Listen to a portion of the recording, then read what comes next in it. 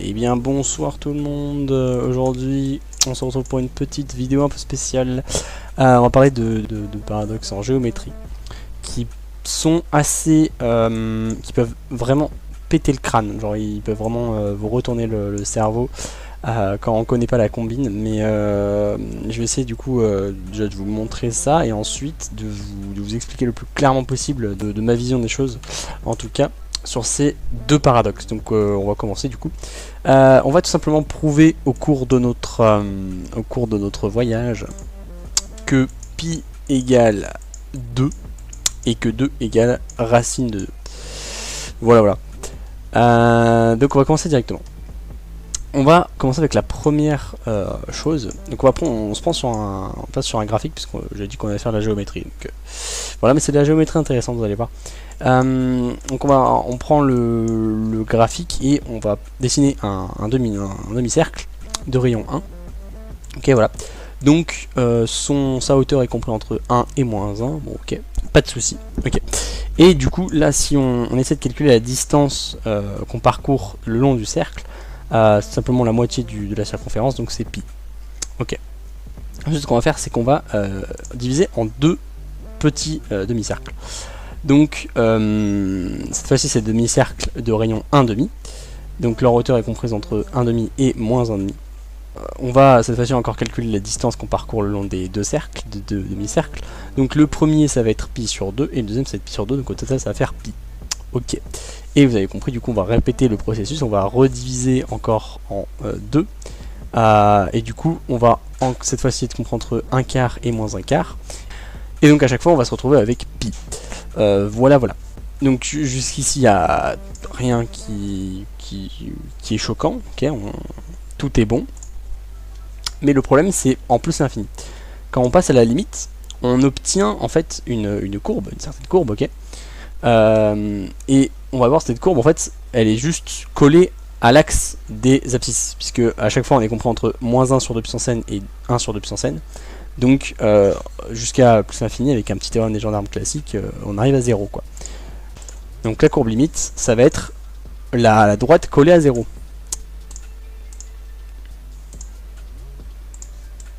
Droite collée à l'axe des abscisses. Ok. Et du coup, bah, là il y a un problème, puisque depuis tout à l'heure on a dit que la circonférence à chaque fois c'était pi. Ok. Enfin que la distance totale qu'on parcourait c'était pi. Et bah, du coup on se doute bien que en plus l'infini c'est toujours vrai, quoi, que ça vaut toujours pi. Mais si on mesure ici la distance qu'on parcourt entre moins 1 et 1, c'est plus pi, c'est 2. Donc on obtient pi égale 2. Ok. C'est bizarre comme résultat. Ok. Donc là vous serez peut-être complètement choqué de ce résultat, mais on va passer au deuxième résultat. On va prouver que 2 égale racine de 2, donc cette fois-ci on va se placer dans un triangle rectangle. Et donc dans ce triangle rectangle, on a donc une longueur, les deux côtés qui sont égaux à 1, ok. Et du coup avec Pythagore on a racine de 2 ici, ok. Donc ce qu'on va faire, c'est que on va d'abord se déplacer le long on va toujours se déplacer en vertical ou en horizontal. Donc on ne sait pas se déplacer en diagonale, donc, mais on va essayer de l'approximer. Donc on va dire ok, je me déplace de 1 en vertical, enfin en horizontal pardon, plus de 1 en vertical et j'obtiens 2. Ok. Maintenant je vais subdiviser mon mouvement, je vais m'arrêter à 1,5, je vais monter de 1,5, je reprends à 1,5 à l'horizontale et je reprends à 1,5. Ok. Donc là pareil, la distance c'est toujours 1,5 plus 1,5 plus 1,5 plus 1,5, ça fait toujours 2. Ok, et du coup ensuite on va réappliquer ce même principe sur les deux sous-triangles rectangles qu'on a obtenus, et on va obtenir du coup ce résultat.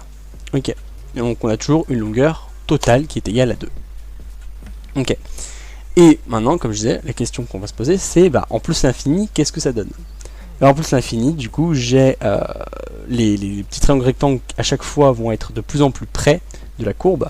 Et on peut vérifier qu'à la fin, bon, si on prend la limite, ils vont être complètement collés à la courbe. C'est-à-dire que la courbe limite, ça va être tout simplement la droite ici. La droite d'équation y égale x. Voilà. Et du coup, donc la distance, comme je dis depuis tout à l'heure, c'était 2. Donc on s'imagine qu'en plus l'infini, c'est aussi 2 du coup. Ça n'a pas changé. Et c'est aussi la mesure qu'on prend de cette diagonale qui vaut racine de 2. Donc 2 égale racine de 2. Ok. un peu perturbant tout ça. Alors, maintenant, on va dire pourquoi c'est faux. On va montrer pourquoi c'est faux. Et en fait, ça vient du fait de, bien sûr, de la limite, hein, parce qu'on tant qu'on n'est pas passé à la limite, tout va parfaitement pour le mieux. Et quand on passe à la limite, il y a un problème. Alors, on va partir sur le cercle. Ok, donc j'ai mon cercle. Ok, donc ça, je vais l'appeler la courbe C1. Ok, donc là j'ai -1, 1. Ensuite, j'ai mes deux demi-cercles comme ça. Donc là, si je vais l'appeler la courbe C2. Et ensuite, la courbe C3. Tac, tac, tac, tac. Bon, c'est mal dessiné. Hop, vous avez compris. C'est la courbe C4. Ok. Et en fait, ce qu'on va faire, c'est que, en fait, ce qu'on fait quand on dit qu'on mesure cette distance-là, on applique une certaine fonction, sigma, à la courbe. Ok, donc la courbe, on peut la représenter comme un système d'équations, comme une fonction, comme vous voulez. Hein, ça peut être l'un ou l'autre. Et ce qu'on remarque, c'est que c égale à pi. Ok. Et donc, pareil, quand on réapplique cette mesure à la courbe C2, on obtient pi. Et pareil, quand on l'applique à la courbe Cn, en fait, on obtient toujours pi. Ok. Et en fait, du coup, ce truc-là, hein, c'est toujours vrai pour tout n. Donc quand on passe à la limite, on a bien que la limite de la mesure de la courbe est égale à pi. Ok. Et là où, en fait, notre erreur vient, là où notre intuition nous induit en erreur, c'est qu'on se dit naturellement que quand on prend la limite de la mesure de la courbe, c'est la même chose que prendre la mesure de la limite, de la courbe limite.